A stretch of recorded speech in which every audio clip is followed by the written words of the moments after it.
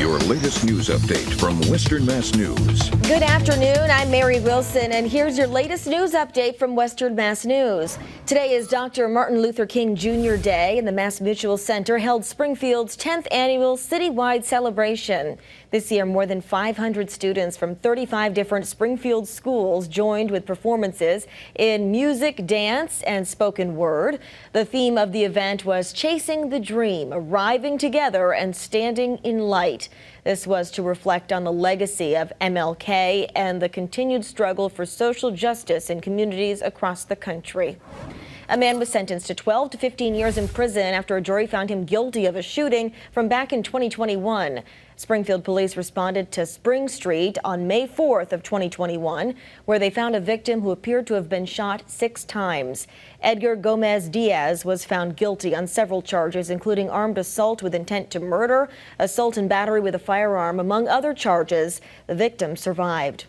Starting tomorrow, the bridge that carries I-391 northbound and southbound over city streets in Holyoke will be fully closed. The Department of Transportation says work is expected to last about 6 months as crews complete repairs. Detours will be in place throughout the project.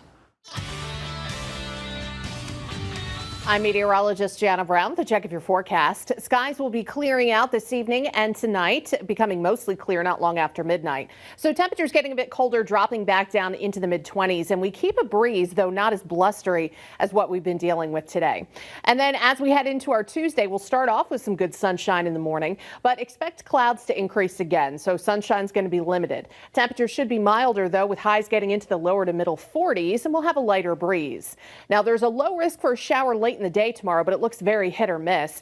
A better shot at seeing some wet weather as we head into midweek. It looks like Wednesday, maybe a chance for a rain or snow shower. And then Thursday, another system comes through. This one looks to bring a period of potentially a wintry mix to start and then quickly changing over to rain, limiting any travel impacts.